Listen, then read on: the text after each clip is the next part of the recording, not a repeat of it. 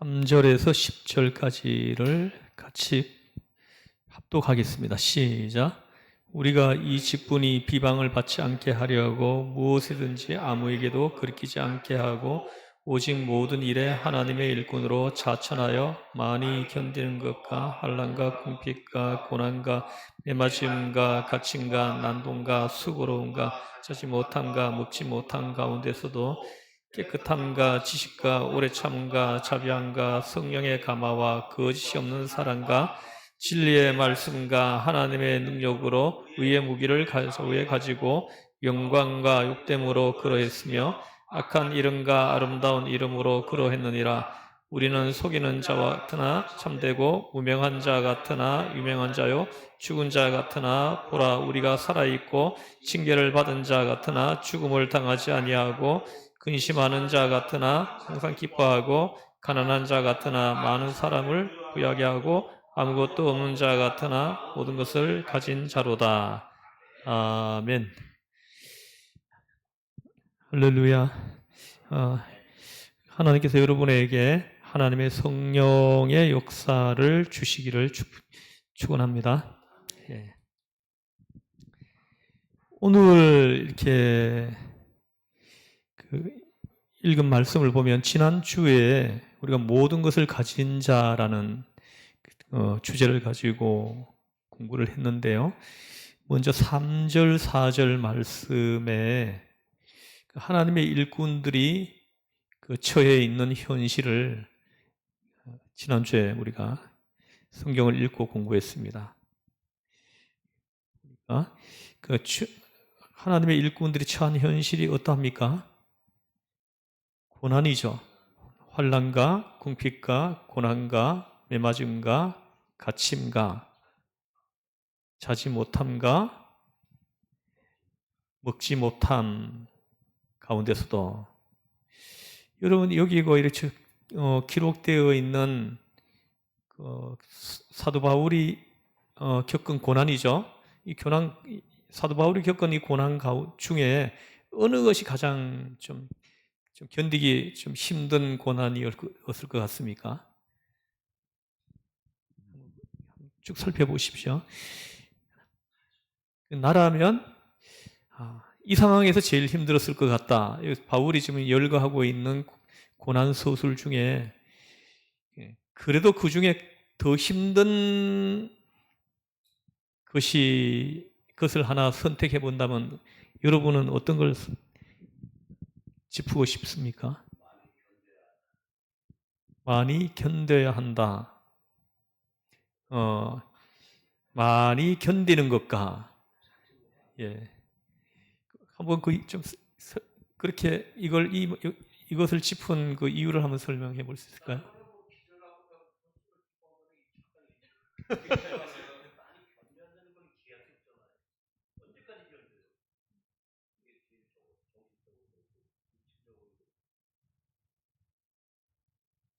그러니까 언제까지 견뎌야 되냐?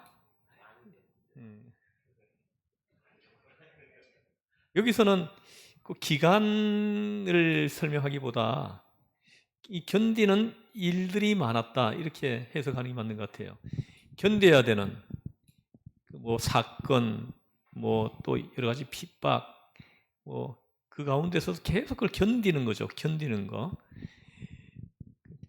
집사님께서 많이 견디는 것과 많이 견디는 것 이것이 집사님이 만약 사도 바울의 입장으로 돌아간다면 이게 가장 힘들었을 것 같다.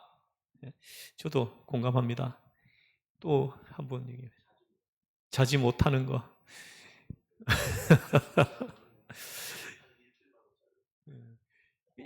근데 이거는 사도 바울이 잘 시간이 없었을까요? 아니면은 그 박해자들이 잠을 안 재웠을까요? 어떤 경우일 것 같아요? 자지 못함과 먹지 못한 가운데서도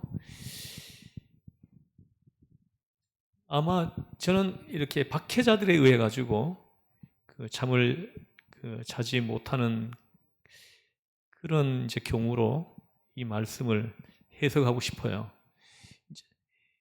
이거 일이 많아서일 수도 있습니다. 저도 목회를 해보니까 뭐 잠을 못 자는 그런 경우가 있을 수 있어요. 제가 지난 목요일 날 밤에 지금 그 초상이 나가지고 삼척을 다녀왔거든요. 삼척을 다녀왔는데 부고를 받고 바로 출발해 가는데 5시쯤 출발해 갔습니다. 오후에. 금요일 날은 내가 좀 주일 준비를 해야 되니까 갔는데 거기 도착하니까 한 10시쯤 되더라고요. 10시쯤. 그래가지고 그 시간에 조문을 하고 또 한 1시간 정도 이렇게 같이 이렇게 그 좀 위로하고 이렇게 하고는 한 10시 한 50분쯤 출발을 해가지고 나왔는데 올라오는데 막 졸리는 거예요. 그래가지고 제가 바로 그 졸음 쉼터로 들어가서 잠깐 누웠습니다. 잠깐 누웠는데 탁 깼는데 보니까 1시간이 지나갔더라고요. 예. 그래가지고 그래 일어나가지고는 다시 출발했습니다. 출발해가지고 또 한참 오는데 또 졸리는 거예요. 그래가지고는 이번에 그 휴게소가 바로 마침 있어가지고 휴게소로 들어가가지고 또 잠깐 잤습니다. 근데 또 깨니까 한 40분 정도 지나갔더라고요. 그래가지고 다시 또 출발했어요. 근데 출발해가지고 오는데 또 조금 졸리려고 하는데 이제 거리가 얼마 안 남아가지고 참으면서 집까지 왔습니다.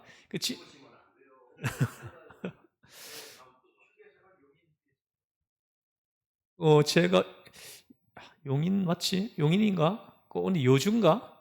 하여튼 제가 좀 그 아니 휴게소 이름을 내가 모르겠네. 어쨌든 그 근데 다른 때 같으면 잠깐 한 10분만 해도 눈을 붙이면은 머리가 맑아지는데 어제는 1시간을 중간에 잤는데도 또 졸리는 거예요. 그래서 저는 보통 그 특별한 일이 없으면 10시 전에 잠자거든요. 근데 내가 잠자는 시간을 넘겨가지고 움직여서인 거 아닌가 이런 생각을 좀 했습니다. 그 집에 오니까 3시 20분쯤 됐습니다. 3시 20분 돼가지고 도착을 했어요. 그래서 집에 와서 누웠더니 바로 골아 떨어졌습니다. 그래서 제가 이제 말씀드리려고 하는 거는 이렇게 제가 목회를 해보니까 잠을 자야 하는 시간에 신방을 가야 되고 잠을 자야 하는 시간에 뭐 성도들한테 전화가 와가지고 내가 뛰어가는 일이 생기고 뭐 이렇게 해가지고 그 꼭 잠을 자야 되는 시간에 자지 못하는 이런 일들이 좀 종종 생기는 것 같아요. 그런 걸로 볼 때 사도 바울도 그 사명을 감당하는데 얼마나 바빴겠습니까? 사도 바울 만나는 사람들도 많고 얼마나 바빴겠어요. 그래서 그 잠잘 시간이 부족했을 거다 이렇게 보고요. 또 박해자들에 의해 가지고 잠을 자지 못하고 이런 모든 것들이 포함된 것이라고 생각을 합니다. 예수님도 공생의 기간에 잠잘 시간이 없었습니다. 이렇게 마가복음 1장에 보면은 쉴 틈이 없었다는 거예요. 쉴 틈이 없이 일을 했다는 거예요. 계속해서 환자들이 찾아오니까 사람들이 찾아오니까 그들을 만나고 치료해주고 만나고 상담해주고 또 말씀 전하고 이러느라고 쉴 틈이 없었다 이렇게 얘기를 합니다. 그렇게 볼 때 사도 바울이 자지 못함가 할 때 이 자지 못함은 그 사명을 감당함으로 인해 가지고 잠잘 틈을 얻지 못했다. 잠을 자지 못하고 이제 일을 함으로 인해서 이 말씀을 하신다 이렇게 생각을 좀 합니다. 그리고 또 한 번만 더 얘기해 봐요. 어느 것이 가장 좀 힘들었을 것 같습니까? 자지 못하는 거, 많이 견디는 거, 먹지 못하는 거. 코린도. 네네. 예. 아테네 밑에 있죠. 네네. 네네.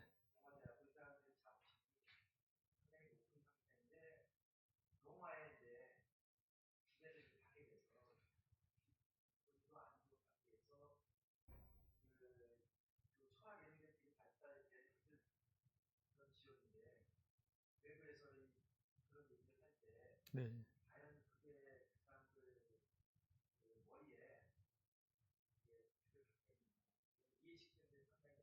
네, 네. 아, 네, 네. 굉장히 이건 우리 집사님은 굉장히 좀 깊이 생각해야 여기 기록 안 돼 있잖아, 그게? 기록되어 있지 않는 그 힘듦. 음,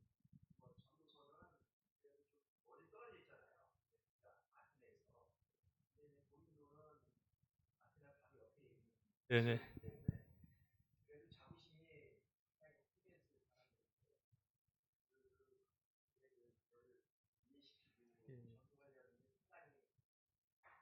예.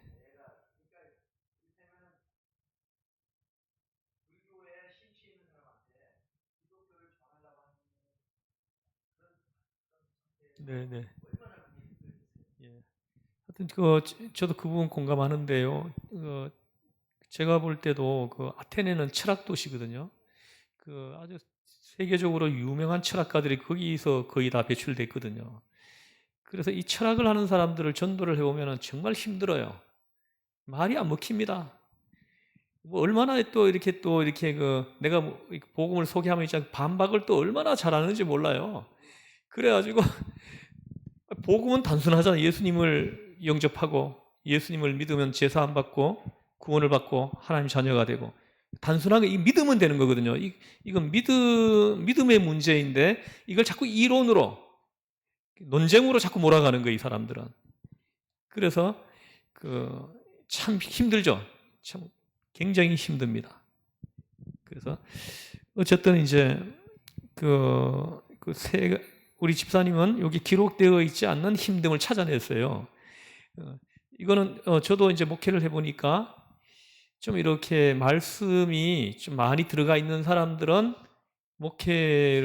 말씀을 전해주기가 좀 쉬워요. 근데 생초자, 정말 아무것도 모르는 분들한테 설교를 하려고 하면은 어떻게 해야 될지 이게 가늠이 잘 안 되는 또 그분한테 초점을 맞추면은 또 이렇게 말씀에 좀 많이 이렇게 훈련되어 있고 말씀 듣는 것에 많이 익숙해 있는 분들은 또 막 지루해질 수 있고 막 이렇게 될 수 있거든요. 그래가지고 그냥 성령께서 인도하시는 대로 하자. 이게 저의 설교 그건데 원칙이 됐는데 어쨌든 여기에 보면은 매맞음. 이 매맞음은 힘 안 들어요? 안 맞아 보셨죠, 여러분들은?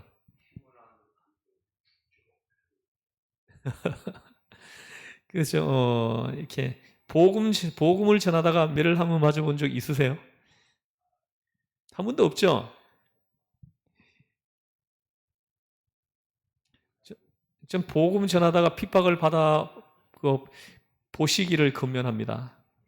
그래야 이 사도 바울의 이 고백이 이제 마음에 쑥 들어올 거라고 생각을 해요. 한 번도 복음 때문에 뭐 박해를 받아보지 않고 지금까지 믿음 생활을 해온 사람으로서는 참 이게 마음에 와닿기가 좀 쉽지 않을 수도 있습니다. 여기에 보면은 이 말씀이에요. 난동, 예? 난동가 이렇게 난동. 이 난동 이게 참 힘들었을 것 같습니다. 사도 바울이 복음만 전하려고 하면 사람들이 떼거지로 막 데리고 와가지고 난동을 부려가지고 복음을 못 전하게 하고 뭐 이런 거죠. 예? 방해하고 해방하고 전할 수가 없습니다. 도무지. 예. 좀 매맞고 뭐 자지 못하고 또 먹지 못하고 또 오래 많이 견디고 다 힘든데 사도 바울은 복음을 전하는 사람이잖아요. 복음을 전하는 사람인데 이 난동꾼들이 나타나면 전할 수가 없잖아요. 그럼 복음을 전하는 사람으로서는 가장 힘든 부분이 아닌가 저는 그렇게 생각을 합니다. 사도 바울은 뒤에 이제 언급되겠지만 사도 바울은 매를 맞으면서도 복음을 전했어요. 복음이 전해졌습니다.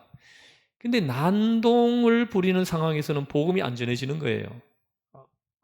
아무리 하려고 해도 할 수가 없어요. 계속 해방을 하니까 막 떼거지로 몰려와가지고 사도 바울이 예수님 하면 와 하면서 소리 질러대고 막 방해하고 못 전하게 하고 막 이렇게 하는 거죠. 이게 괴로운 거죠. 이게 괴로운 거예요.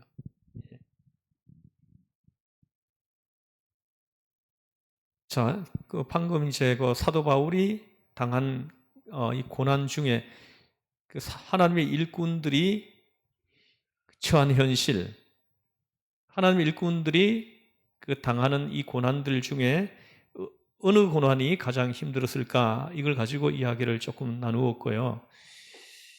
자, 그 다음에 이 하나님의 일꾼들이 그럼 이런 상황에서 어떻게 살아야 하느냐, 이 부분도 지난주에 좀 잠깐 이야기했습니다.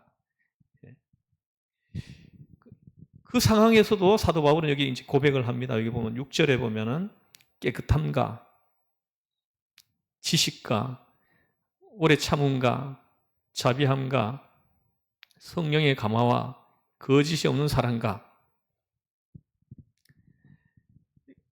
그 많은 고난을 당하는 그 상황 속에서도 사도 바울이 지킨 것들이에요. 지킨 것들. 깨끗함을 지켰다는 거죠. 그리스도의 사람으로서 깨끗함을 지켰다는 거죠. 그리고 지식. 그 모든 상황을 지식으로, 그리스도를 아는 지식, 하나님의 성경의 지식을 가지고 그 모든 상황을 해석하고 이렇게 받아들였다는 거죠. 예를 들어서 보십시오. 예를 들어서 어떤 분이 사업을 하다가 사업이 망했습니다. 참, 이 사업을 하던 사람이, 사업을 하고 있는 사람의 입장에서는 이거 피를 토하는 심정이죠. 보십시오. 이렇게 내 소유로 된 부지에서 예를 들어서 식당을 한다 그러면은 그거 좀 못 벌어도 그렇게 못 벌어도 크게 그렇게 그렇진 않죠, 그죠? 그러나 월세를 요 아래 어디입니까? 요 아래 여기 뭡니까? 여기 쌈밥집, 거기가 월세가 750만 원이래요. 750만 원인데 여기 카페는 월세가 2천만 원, 지금 또 올랐는지 모르겠어요. 지금 처음에 시작할 때 2천만 원씩 내면서 했다는 월세를요. 근데 750만 원 월세를 내고 또 그 가보면은 또 직원들이 한 10명 넘어요. 식당에서. 직원 10명 월급 주고 임대료 주고 하고도 또 이익이 남아야 되잖아요. 그죠? 사업을 하려면은. 근데 손님이 안 오고 하면은 임금을 줘야 되는데 못 주죠. 또 임대료 내야 되는데 이게 임대료 줄 돈도 안 벌리고 하면은 정말 똥줄이 타는 거죠. 사업을 하는 입장에서. 그런데 이제 사업을 하다가 망할 수도 있죠. 그죠? 흥할 수도 있고 망할 수도 있어요. 망했는데도 그걸 있잖아요. 성경에 기록되어 있는 말씀으로 그 상황을 해석하는 거예요. 해석해가지고 나한테 유익하게 해석하는 거죠. 그렇게 해서 내가 하나님께 더 가까이 나아갈 수 있게 한다는 거예요. 예? 무슨 말씀인지 이해하시죠? 그죠? 이게 여기서 지식가예요. 지식가. 하나님을 아는 지식으로 그 상황을 해석하는 거예요. 해석해가지고 하나님 이 상황에서 내가 무엇을 어떻게 해야 될지를 해석해내는 거예요. 그래서 하나님이 기뻐하시는 일을 그 상황에서도 하는 거죠.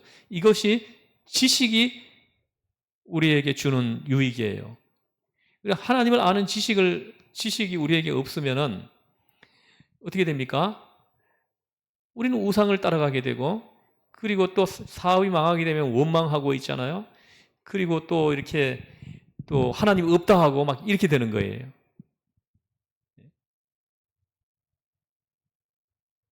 그래서 그 고난당하는 그 상황에서 그 환란이 있는 그 상황에서 하나님의 일꾼들이 어떻게 살아야 하느냐? 깨끗함이에요. 어떤 상황에서도 깨끗함을 잃어버리지 않는 겁니다. 하나님의 사람으로서. 그리고 그 모든 상황을 지식으로 해석하는 거예요. 하나님을 아는 지식으로 해석하는 거죠. 그래서 오히려 내 믿음이 더 단단해지고 더 깊어지고 이렇게 만든다는 거예요. 예. 그리고 또 하나는 뭐냐 하면은 그거 보십시오. 깨끗함과 지식과 오래 참음과, 예. 오래 참음, 예. 오래 참는 거예요. 오래 참고 자비함과 불쌍히 여기는 거예요. 매를 맞아도 내가 지금 누가 나를 매를 때리는 거예요. 복음 전한다고. 매를 복음 전하지 말라고 했는데 복음을 전한다고 하면서 막 주먹으로 치고 막 하는 거예요. 근데 매를 맞는 사람이 오히려 불쌍히 여김을 받아야 되잖아요. 그죠? 어떻게 복음 전하는데 저렇게 매를 맞을 수 있나 하면서 매 맞는 사람이 불쌍히 여김을 받아야 되는데 오히려 매를 때리는 사람을 사도 바울은 불쌍히 여기는 거예요. 불쌍히 여기는 게 하나님, 저들이 몰라서 지금 저런 짓을 합니다 하면서 저들의 죄를 용서해 달라고, 저를 불쌍히 여겨 달라고. 이게 자비예요. 자비. 이 자비함으로 모든 걸 다 이렇게 해석하는 거죠. 오히려 불쌍히 여기는 거예요. 이 스데반이 돌에 맞아 죽죠. 그죠? 복음을 전하다가 돌에 맞아요. 돌에 맞아 죽어가면서도, 그러면 그 상황에서는 누가 불쌍히 여김을 받아야 돼요? 스데반이. 지금 돌에 맞아가 피를 철철 흘리면서 지금 죽어가고 있잖아요. 그죠? 막 머리가 깨지고 있잖아요. 여기 맞아가지고 이빨이 다 떨어져 나가고요. 예? 그러면 다 스데반을 불쌍히 여겨야 되는데, 근데 이 돌에 맞아 피를 철철 흘리면서 죽어가고 있는 이 스데반이 오히려 돌을 던지는 사람을 불쌍히 여긴다는 거죠. 불쌍히 여기고 있다는 거예요. 하나님, 저들이 알지 못해서 그럽니다. 저들이 저를 용서해 주세요. 참 놀라워요. 이게 어디서 비롯됩니까? 자비에서 비롯되는 거예요. 자비에서 비롯되는 거죠. 그리고 성령의 감화와 거짓이 없는 사랑과, 참 중요한 겁니다. 오늘 이제 지난주 여기까지 했는데 이제 여기서부터는 이제 오늘 새로 또 공부를 하는데요. 성령의 감화. 이 성령의 감화와 거짓이 없는 사랑. 성령의 감화. 오늘 말씀 주제로 하죠.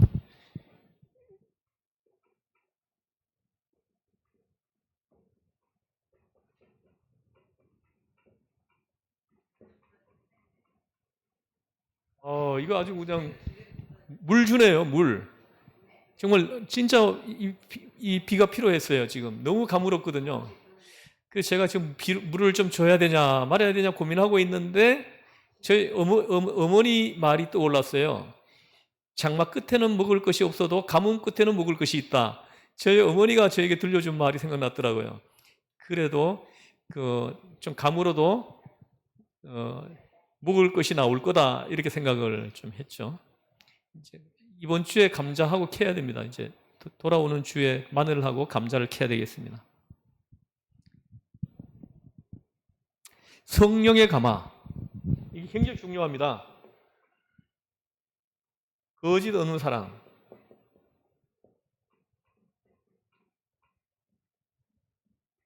이 거짓 없는 이 사랑이 어디에서 나옵니까? 성령의 감화로부터 나오는 것이 거짓이 없는 사랑이거든요. 이 거짓이 없는 이 사랑은 우리의 의지 이런 걸로는 할 수 없는 사랑이에요. 또 좀 하더라도 내가 이제 뭐 이렇게 좀 오랜 시간 동안 훈련받은 사람들은 좀 할 수 있습니다. 어느 정도. 거짓 없는 사랑을 할 수 있어요. 깨끗하게 살려고 노력할 수도 있어요. 그러나 이게 오래 가지 못합니다. 그래서 성령의 감화에 의해서 거짓 없는 사랑이 폭발하는 거예요. 성령의 감화로 거짓 없는 사랑이 나에게서 폭발하는 거예요. 그래서 어떻게 됩니까? 미운 사람이 없어지게 되는 거예요. 미운 사람이 없어집니다. 나를 그렇게 괴롭힌 사람이 불쌍하게 보이기 시작하는 거예요. 이게 스데반이에요. 스데반이 하나님의 성령의 감화로 자기에게 돌을 던지는 사람을 품을 수 있었던 거예요.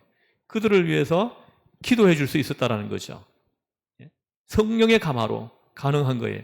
이 사도 바울은 하나님의 일꾼들은 하나님의 사람들은 항상 이 성령의 감화로 살아야 됩니다. 성령의 감화. 하나님의 성령의 임재.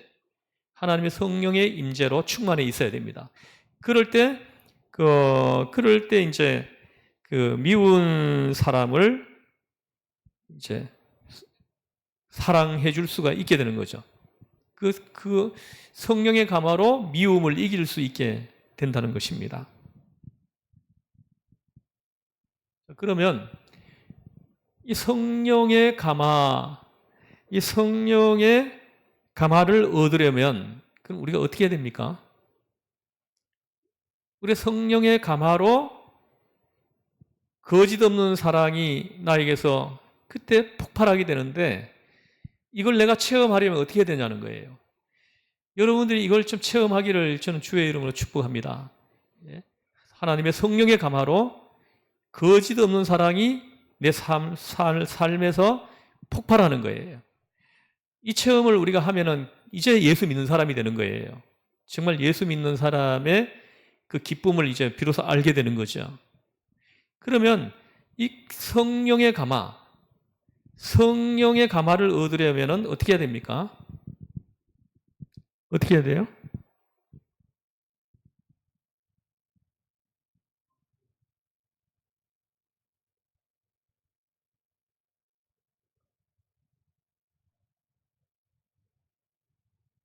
7절에 보면 진리의 말씀과 하나님의 능력으로 의의 무기를 좌우에 가지고 합니다.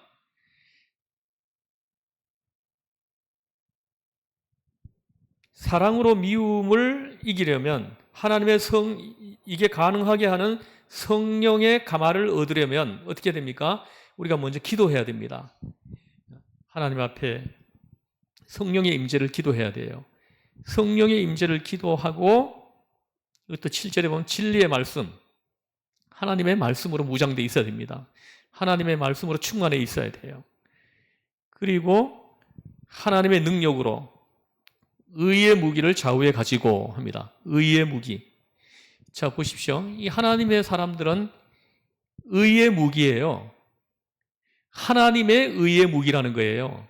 하나님의 의의 무기로 쓰임받게 된다는 거죠. 이게 다 성령의 감화로 일어나는 일이에요. 자, 보세요. 이 성령의 감화로 의의 무기.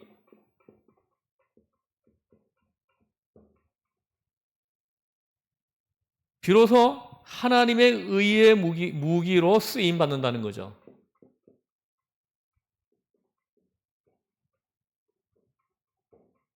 의의 무기. 우리 한 사람 한 사람이 하나님의 의의 무기로 쓰임받는다는 거예요. 이게 무슨 말씀입니까? 여러분 한 사람 한 사람을 하나님의 의의 무기로 사용하여서 여러분들이 가는 곳마다 그곳을 하나님의 나라로 바꿔가는 거예요. 의의 무기로 나를 사용하시고 있다는 거죠. 그래서 저와 여러분들이 어디를 가면 그곳이 따뜻해져야죠.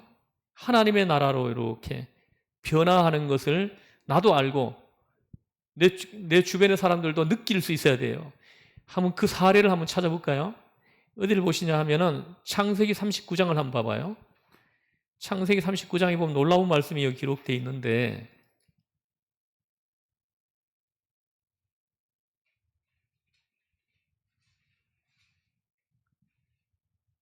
1절부터 한번 찬찬히 한번 읽어 내려가 보겠습니다.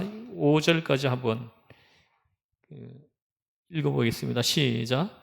요셉이 이끌려 애굽에 내려가매 바로의 신하 친위 대장 애굽 사람 보디발이 그를 그리로 데려간 이스마엘 사람의 손에서 요셉을 산이라.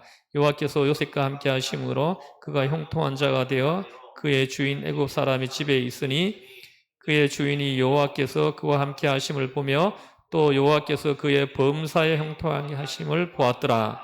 요셉이 그의 주인에게 은혜를 입어 섬김에 그가 요셉을 가정 총무로 삼고 자기의 소유를 다 그의 손에 위탁하니 그가 요셉에게 자기의 집과 그의 모든 소유물을 주관하게 한 때부터 여호와께서 요셉을 위하여 그의 애굽 사람의 집에 복을 내리심으로 여호와의 복이 그의 집과 밭에 있는 모든 소유에 미친지라. 아멘. 보십시오. 여기 보시면은 요셉이 노예로 팔렸죠, 그죠? 노예로 팔리고 있는 장면이에요. 근데 애굽의 그 시위대장, 다시 말해 경호대장이죠. 그 파라오의 경호대장입니다. 경호대장이 요셉을 노예로 샀다는 거예요. 근데 2절에 보면은 여호와께서 요셉과 함께 하심으로 이 성령의 감화예요. 하나님의 영이 지금 요셉에게 임재해 계시는 거죠. 성령의 임재입니다. 요셉과 함께 하셨다 하는 것은. 그러니까 어떻게 됩니까? 형통한 자가 되어. 노예가 어떻게 형통한 자가 될 수 있습니까? 그죠? 근데 그 상황에서 형통한 자가 되었다라는 거예요. 형통한 자가 되어 그의 주인 애굽 사람의 집에 있으니 그의 주인이 여호와께서 그와 함께 하심을 보며 여호와께서 그의 범사에 형통케 하심을 보았더라. 보십시오. 요셉 본인만 느끼는 게 아니에요. 하나님의 성령의 임재를 본인만 체험하는 것이 아니고 하나님의 성령의 감화를 그 주인이 봤다는 거예요. 주인도 느꼈다라는 거죠. 주인도 여호와께서 그와 함께 하심을 보며 합니다. 그리고 여호와께서 그의 범사에 형통케 하심을 보았다 이렇게 얘기를 합니다. 얼마나 놀라운 말씀이에요. 하나님의 성령의 감화, 이게 우리에게는 너무너무 중요한 거예요. 하나님의 성령의 감화, 하나님의 성령의 임재를 우리가 체험해야 됩니다. 이 체험이 있으면서 비로소 우리가 예수 믿는 사람이 되는 거예요. 이 사람이 가면요, 어디든지 가면은 이런 역사가 일어나는 거예요. 예? 나만 느끼는 것이 아니고 지금 직장 동료도 하나님이 나와 함께 하시는 것을 느끼는 거예요. 놀라운 일이 일어난다는 거죠. 그래서 보십시오. 범사에 형통하게 하심을 보았더라 합니다. 요셉이 손만 대면 잘 되는 거예요. 여러분 보십시오. 여러분들 뭔가 이렇게 묶이고 자꾸 잘 안 풀리시는 것이 있습니까? 여러분들이 이게 풀리려면 먼저 하나님과의 관계 회복을 해야 돼요. 그 하나님과의 관계를 회복해야 됩니다. 이 하나님의 성령의 감화를 체험하려면은 하나님과 나 사이에 가로막혀 있는 그 무엇인가가 있어요. 하나님의 성령이 나에게 이렇게 그 임재함의 그 체험을 하지 못하게 하는 것이 있다라는 거예요. 그럴 때 여러분들이 이 문제를 해결해야 됩니다. 그 기도하는 가운데 이것이 보여야 돼요. 그래서 그 문제를 풀어야 되죠. 그리고 하나님과의 관계가 회복돼야 돼. 그럴 때 하나님의 성령의 감화를 그때 체험하는 거예요. 하나님의 성령의 임재를 그때 체험하는 거죠. 근데 그때부터 있잖아요. 이 지금 주인이 느끼는 것 같은 이런 느낌을 여러분 주변에 있는 사람이 느끼게 된다는 거예요. 범사에 형통하게 하심을 보았더라. 단 사람이 하면 안 되는데 요셉이 손을 대면 되는 거예요. 신기하죠? 단 사람이 거기 농사를 지으면은 쌀 2가마니 나오는데 요셉이 거기 농사를 지으면 쌀 5가마니가 나오네요.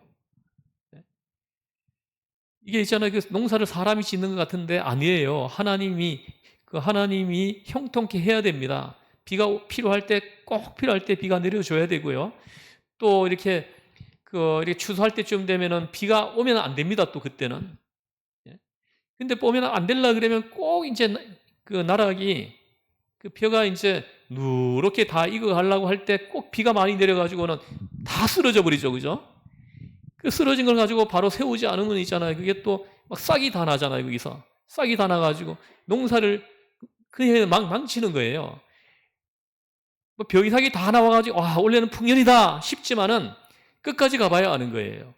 끝까지. 그래서 이게 하나님께서 농사를 짓는 거예요. 내가 짓는다라고 생각을 해서는 안 된다라는 거예요. 이 요셉은 바로 이제 이 부분에 대한 원리를 알고 있었던 사람. 그래서 그 상황에서도 죄를 짓지 않잖아요. 오히려 더 하나님을 경외하고 하나님을 예배하고 하잖아요. 그죠? 뒤에 보면은 이 보디발의 경호대장 보디발의 부인이 막 유혹하잖아요. 그죠? 유혹하는 그 상황에서도 죄를 짓지 않잖아요. 죄를 짓지 않고 오히려 하나님을 더 경외하고 하나님이 보시는데 내가 어떻게 이 죄를 지을 수 있습니까? 하면서 물리치잖아요. 그래서 뒤에 보면요. 5절에 보니까 4절에 보면 요셉이 그의 주인에게 은혜를 입어 섬김에 그가 요셉을 가정 총무로 삼고 자기의 소유를 다 그의 손에 위탁하니 합니다. 보세요. 일을 시키는 자의 입장에서 보면 있잖아요. 보입니다, 사람들이. 이 중요한 일은 누구한테 맡겨야 될지 그게 보여요. 그래서 보디발의 집에 들어온 지 얼마 되지도 않았는데 가정 총무로 삼았다라는 거예요.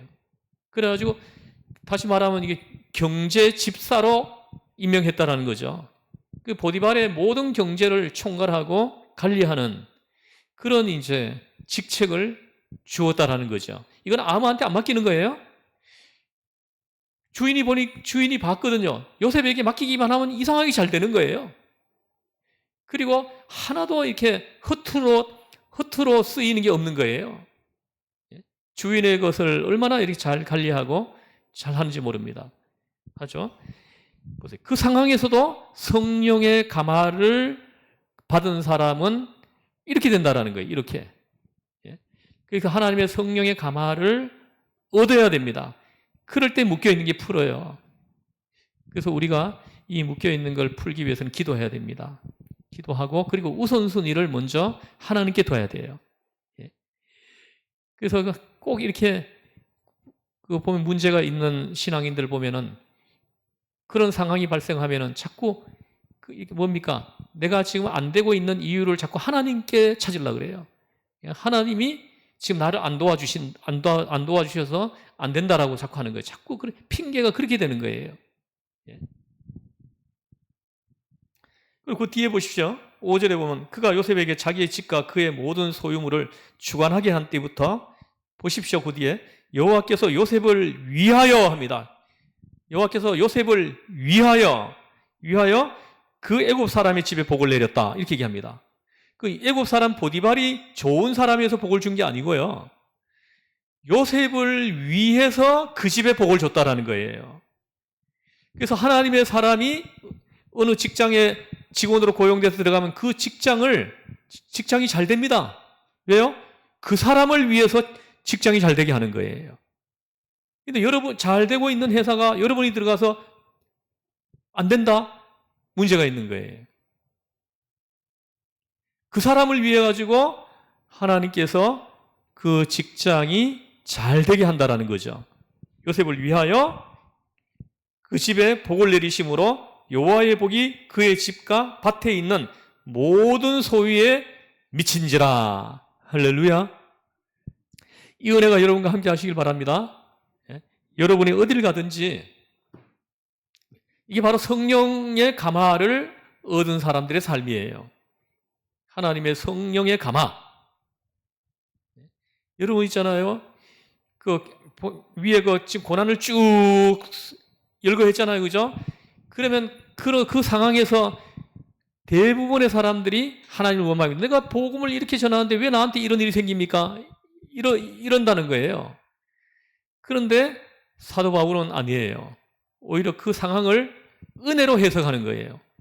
은혜로 해석하고 오히려 이제 하나님 앞에 영광을 돌리는 이런 이제 사도 바울의 모습을 보는 거죠. 성령의 감화, 하나님의 성령 체험.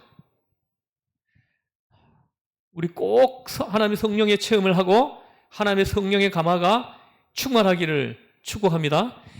우리 교회가 하나님의 성령의 감화로 충만한 교회가 되기를 저는 원합니다. 그래야 아무 문제가 없어요. 아무 문제가 없고 모든 문제가 잘 풀려요. 잘 풀립니다. 잘 됩니다.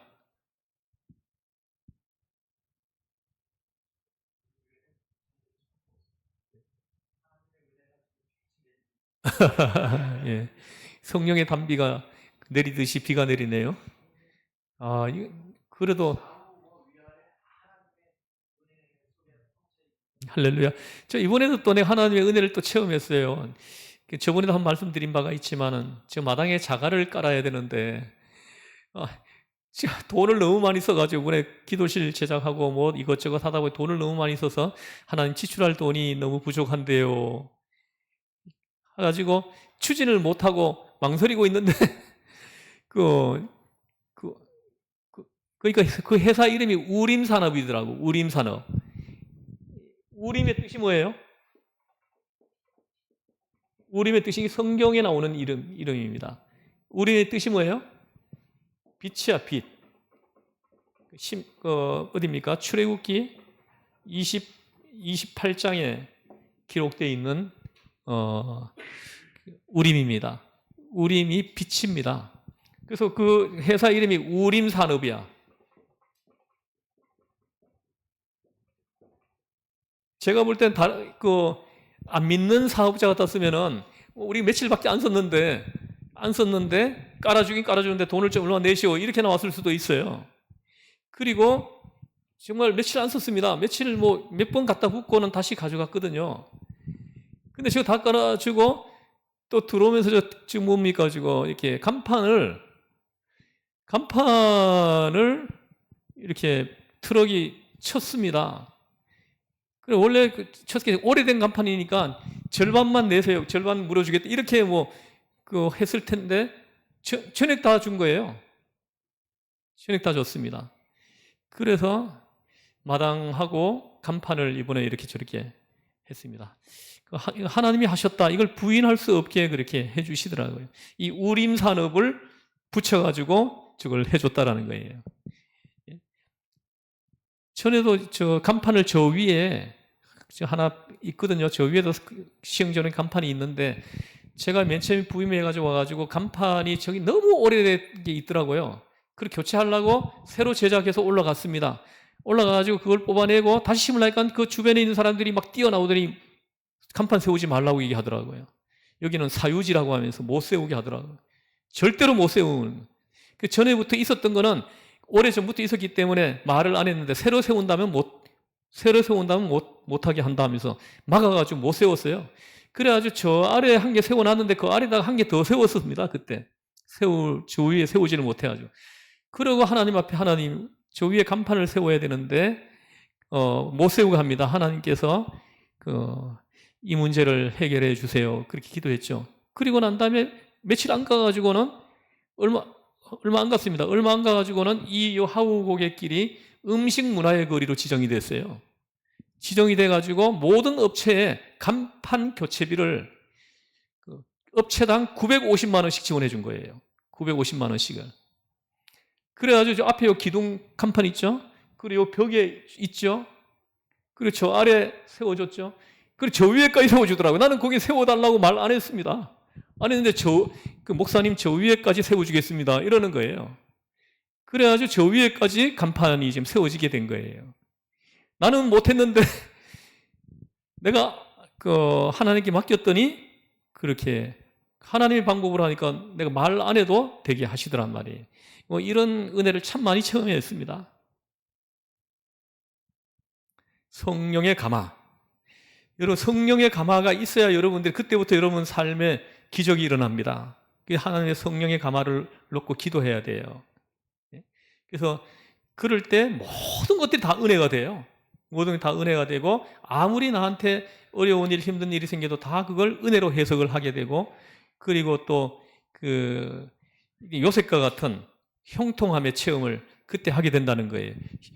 지금부터라도 해야 됩니다. 지금부터라도 하나님의 성령의 감화를 얻기 위해 기도해야 된다는 것입니다. 성령의 감화. 이 성령의 감화를 우리 마음에 충만히 채웁니다. 그리함으로 어떻게 됩니까? 거짓 없는 사랑이 그때부터 나에게서 나타나게 된다는 거예요. 굉장히 중요한 부분이에요, 이게. 이 거짓 없는 사랑이 우리 한 사람 한 사람에게서 일상생활에서 이게 나와야 되잖아요, 그죠? 이게 언제 나오느냐? 성령의 감화로 나오는 거예요. 성령의 감화로. 하나님의 성령의 감화에 의하지 않고 내 의지나 내 어떤 윤리적인 어떤 그런 어떤 거나 의지 이런 것들로는 한두 번 할 수 있지만 이게 지속되지 않습니다. 금방 이렇게 사라진다는 거죠. 이 성령의 감화가 있을 때 이 거짓 없는 사랑이 그때 나에게서 폭발한다는 거예요. 할렐루야. 거짓 없는 사랑이 여러분 한 사람 한 사람에게서 폭발하는 한 주 되시기를 축복합니다. 예. 이때 사랑으로 미움을 이길 수 있게 된다는 거예요. 그리스도의 대속의 사랑으로 이기게 된다는 거예요. 동시에 진리의 말씀으로 바울은 환난 당할 때마다 복음을 전했어요. 사도행전 24장부터 쭉 보면요, 사도 바울이 예루살렘에서 체포됩니다. 21장에서 체포돼 가지고 5번 재판을 받아요. 예루살렘에서, 가이사랴에서, 그리고 로마로 가면서 계속 환난을 당합니다. 계속 환난을 당해요. 많은 사람으로부터 신문을 당합니다. 신문을. 2년 넘게 감옥에 갇혀 있었어요. 그때 감옥이라는 것이 지금과 같은 감옥 아니에요. 지금 뭐 어제 신문에 보니까 윤석열 전 대통령이 그 감옥에 갇혀 있는데 특혜를 받는다고 하면서 독실 3개를 혼자서 쓰고 있다는 이런, 그래가지고 이게 이렇게 소문이 나가지고 이걸 이제 그 감옥 소장이 이거는 이 잘못된 뉴스다고 하면서 이제 실상을 이제 공개하는 나왔더라고요. 제가 보니까는 이 1인실 독실이죠. 거기는 있잖아요, 3개를 공유해서 쓸 수가 없어요. 쓸 수가 없는 그런 구조야. 근데 이게 전부 다 유언비어거든요. 유언비어. 그래서 그래서 어쨌든 이렇게 사도 바울이 감옥에 갇혔을 때는 보통 이런 감옥입니다. 또 다른 감옥도 있지만은 땅을 깊이 팝니다. 한 10m 정도 파요. 혼자서 못 올라올 정도로 깊은 깊이로 팔아요. 그리고 여 아래 달아서 내리는 거예요. 내고는 뚜껑을 덮어버립니다. 이게 감옥이에요. 당시 감옥이. 그래서 한 10m 정도 파 내려가면 물이 안 나는 곳도 있지만 물이 나오는 곳도 있어요. 물이 좀 짜여 나와서 막 질퍽질퍽하고 그런 곳도 있다는 거죠. 그런 곳에 그냥 집어넣어 놓는 거예요. 그리고 거기서 대소변도 다 봐야 돼요.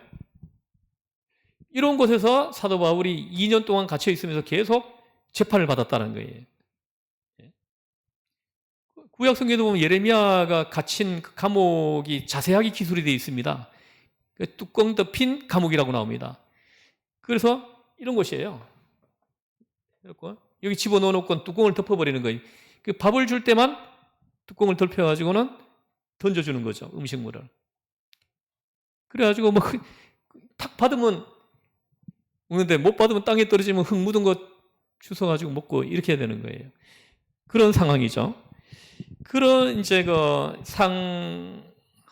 상황에서 많은 사람으로부터 신문을 당합니다. 그때마다 놀랍게도 그때마다 복음을 전해. 틈만 나면 복음을 전합니다. 한 번은 26장에 보면요, 아그리빠라는 사람이 이제 유대 분봉왕이 되어가지고 총독을 만나러 옵니다. 총독을 만나러 오는 이야기 나오는데, 총독이 이제 유대 분봉왕이 인사로 오는 거예요. 부임해가지고 예수님을 십자가에 못 박을 때 헤롯 왕은 죽습니다. 충이 먹어서 죽어요. 죽는데 그 사람이 죽고 새로운 헤롯이 아그리빠라는 사람이 이제 분봉왕이 되어가지고는 총독에게 인사를 하러 오는데, 인사를 하러 온 아그리빠에게 총독이 사도 바울을 함께 신문하자 이렇게 합니다. 그래가지고는 사도 바울을 이 구덩이에서 끌어내가지고는 재판을 하는 장면이 기록되어 있어요.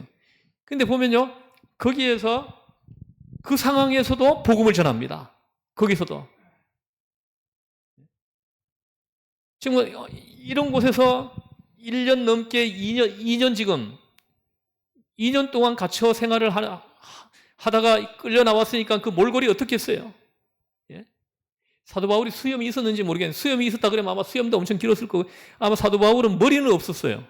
대머리라고 했습니다. 대머리. 그나마 그게 참 감사한 일이에요. 대머리가. 머리까지 길렀으면 어떻게 되겠어요? 2년 동안은 계속 길렀으면 완전 귀신처럼 됐을 거 아니에요. 그런 몰골로 끌려 나와가지고 재판을 받는 거예요. 그 상황에서도 틈을 얻어가지고는 예수를 전하는 거예요. 그럴 때 아그리빠가 뭐라고 얘기하냐면, 너의 적은 말로 나를 그리스도인 만들려고 하느냐? 이렇게 얘기하는 거예요.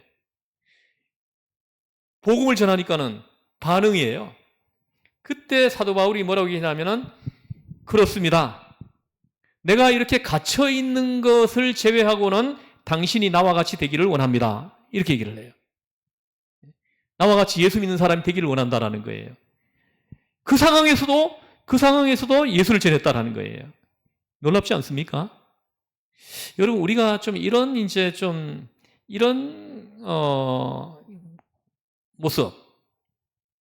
이것도 성령의 감화로부터 나오는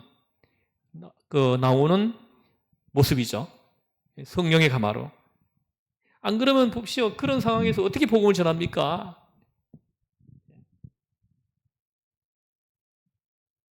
기회만 오면 복음을 전했어요. 기회만 오면은. 여러분은 한 주 동안에 기회를 많이 주시는데도 복음을 안 전하죠? 지난 한 주 동안 복음을 전해 보신 분, 예수님을 전해 보신 분 있으세요?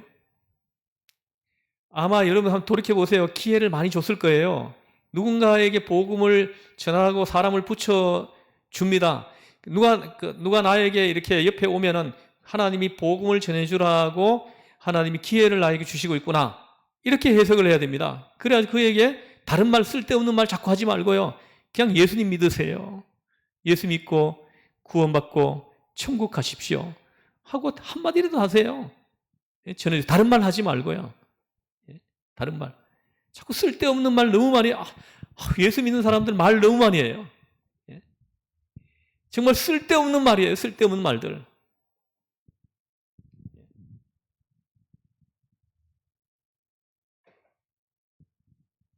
이것이 그리스도인의 모습입니다. 의의 병기로 지금 쓰임받고 있는 사도 바울을 봐야 돼요. 사도 바울은 하나님의 의의 병기로 지금 쓰임받고 있는 거예요. 그리고 요 뒤에 이제 보시면 이제 8절 이하에 보면은 8절에 10절 보면은 뭐뭐 같으나 이런 단어를 씁니다. 뭐뭐 같으나.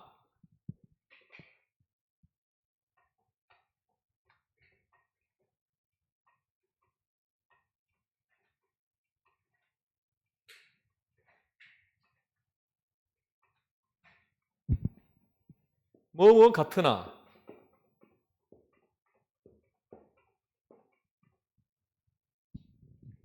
다시 한번 읽어볼까요? 시작.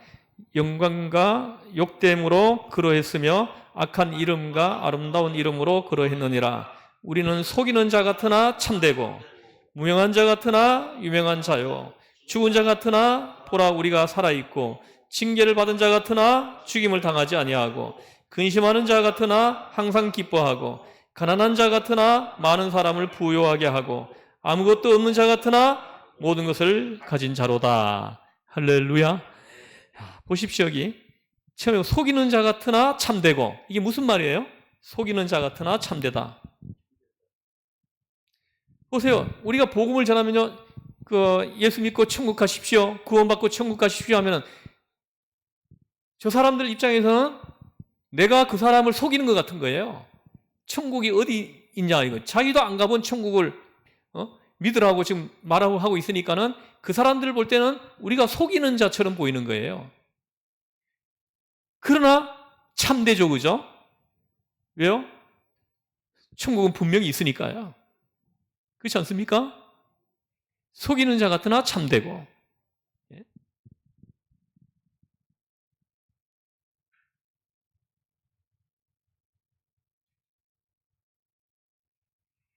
안 믿는 세상 사람들이 볼 때는 그런 시각으로 볼 때는 이런 모습으로 보인다라는 거죠. 그러나 실상은 그 내용은 그렇지 않다는 겁니다. 하나님과 나만이 아는 존재, 하나님과 나만이 아는 진실이 따로 있다는 것입니다. 그러나 외모로 겉으로 볼 때는 다른 모습으로 보인다는 거예요.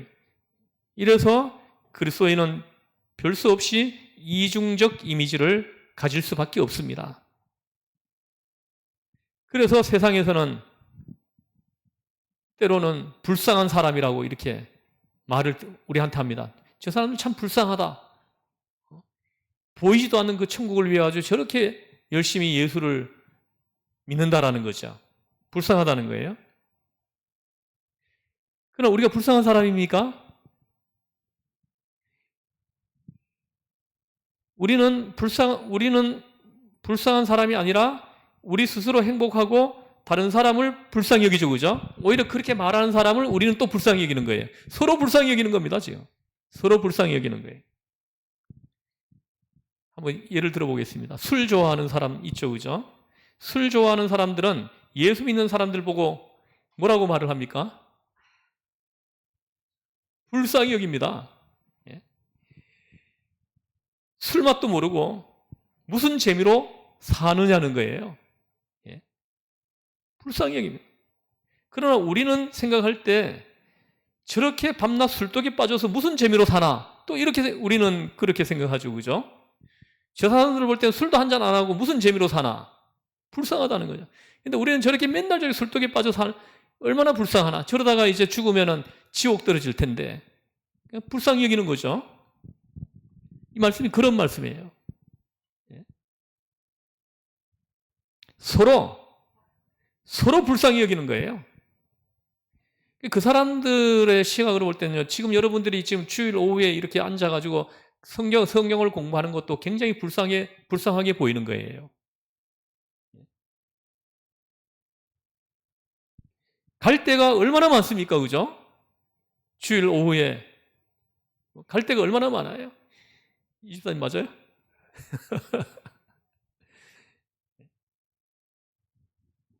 갈 데 좋은 데가 얼마나 많은데, 안 믿는 사람들은 뭐 노래방도 있고, 요즘 어디를 많이 갑니까?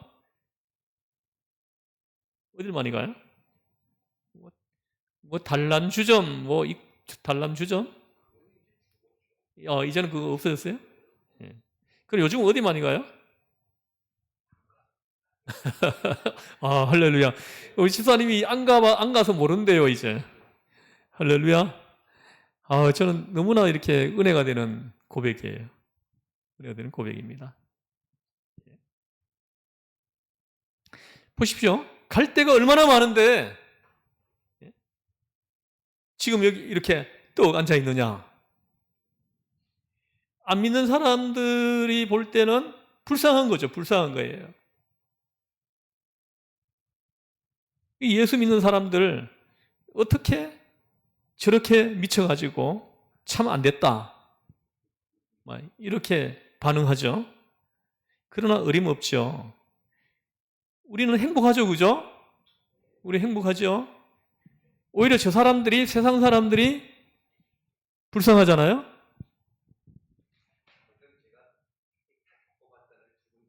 네네.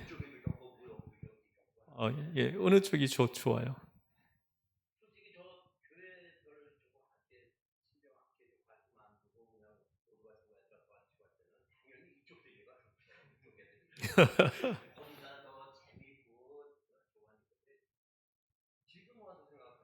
네네.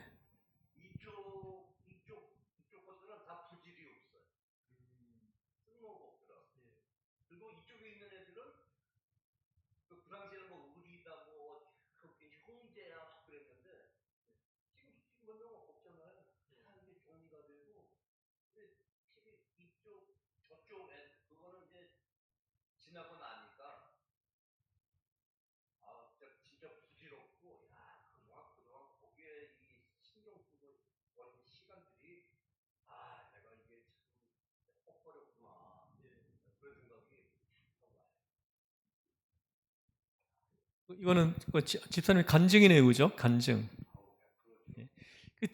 우리 집사님이 우리 교회에 처음 들어오실 때 그 두건을 쓰고 이 가죽 잠바를 입고 여기 밑에는 부츠를 신고 청바지에 그래가지고 붕 하고 여기 들어오셨거든요.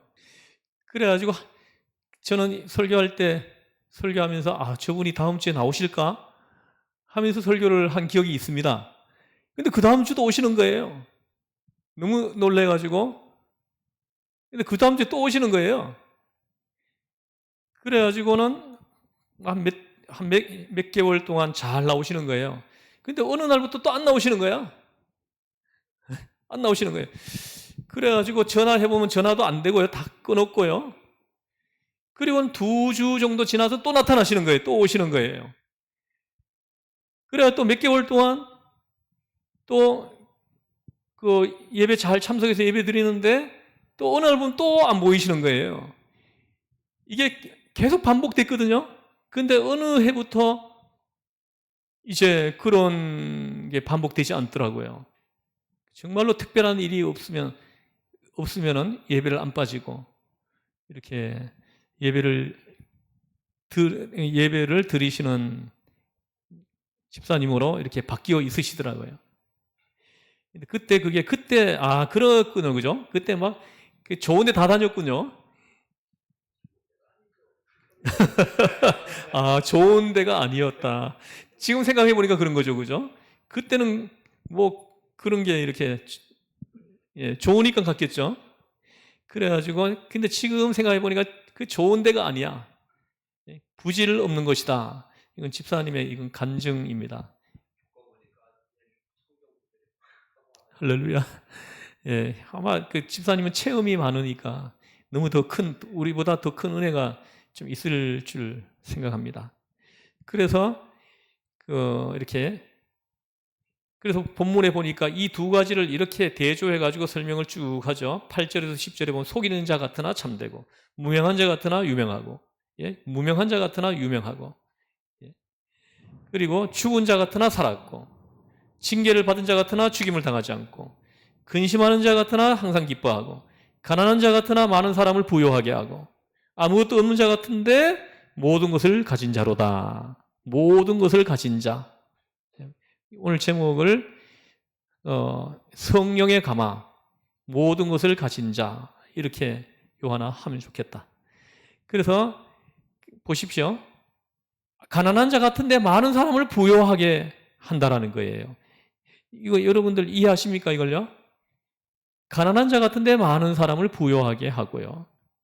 이게 성령의 감화를 받은 사람들의 삶이에요. 아무것도 없는 자 같은데 모든 것을 가진 자로다. 뭐뭐 같으나 어떠하다. 뭐뭐 같아 보이지만 그것이 아니다. 그것이 바로 그리스도인의 모습이다. 이렇게 말씀하시는 겁니다.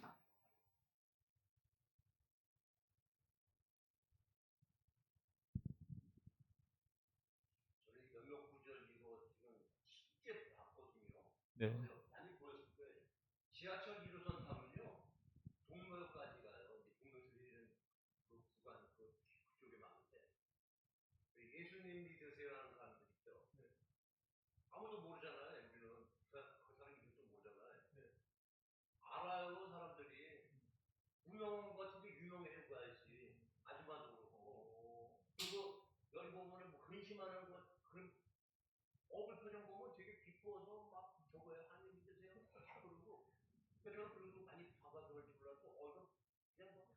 집사님은 지금 체험으로 해석하네요, 그죠? 근데 그 해석이 아주 그냥 아주 바르게 잘 해석을 하시네요. 예. 그래서 사도 바울은 아주 무명한 존재였죠, 그죠? 그 무명한 존재인데 지금 우리가 생각할 때 얼마나 유명합니까? 그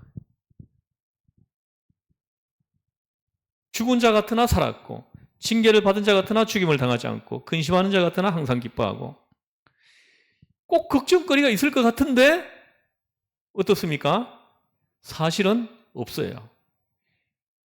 다른 사람들은 뭐 걱정거리가 생기면 그거 붙들고는 계속 씨름하잖아요. 그죠? 그러나 성령의 감화를 받은 사람들은 하나님께 맡겨버립니다. 그때.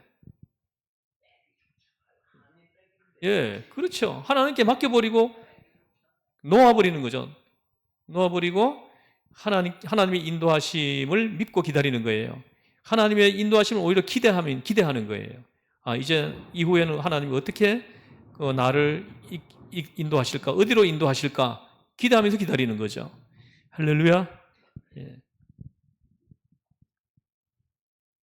이거는 세상 사람들이 이해하지 못합니다. 하나님과 나만이 아는 비밀이죠. 기쁨입니다. 가난한 자 같으나 자기가 부할 뿐만 아니라 많은 사람을 부유하게 한다는 거죠. 우리 뭐 정말 가난합니다. 우리 부부. 뭐 그냥 가진 하나도 없어요. 뭐 땅 한 평 어떤 것도 하나도 없어요. 근데 우리가 어느 날 돌이켜 보니까 다른 사람들을 부유하게 하고 있더라고요. 다른 사람들을 부유하게 하고 있더라고요. 저는 이 말씀이 잘 해석됩니다. 해석돼요. 여러분들도 있잖아요. 세상 사람들 볼 땐 가난해 보이지만, 뭐, 반지하 월세방에 살아도, 그러면은 세상 사람들 볼 땐 가난하게 보이지만, 그 사람이 세상을 부유하게 한다니까요. 하나님의 성령의 감화를 받은 사람들은 세상을 진짜 변화시켜요. 세상을 변화시키고 있더라는 거예요, 그 사람이. 그 사람이 부유한 사람이죠.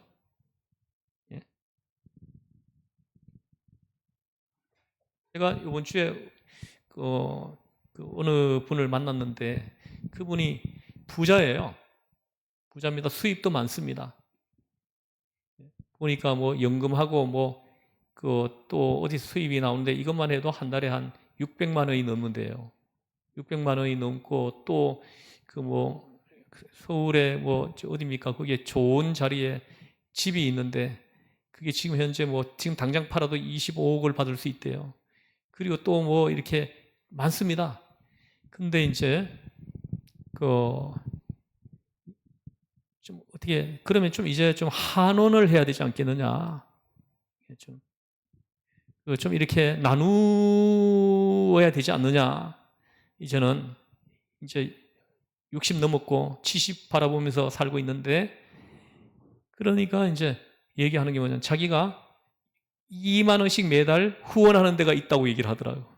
매달 2만 원씩 후원을 하는 데가 있다고. 저는 그 말을 듣고는 참 그분이 좀 불쌍했어요. 어디 여행을 가면 이제 한 번 갔다 오면 1,000만 원씩 넘게 쓰고 옵니다. 여행을 가면 1년에 몇 번 해외여행을 가요. 근데 어려운 이웃을 위해서는 한 달에 2만 원씩을 쓰고 있다는 거예요. 2만 원. 이게 축복의 원리로 보면 이 사람 오래 못 갑니다. 오래 못 가요. 됩니까, 그게?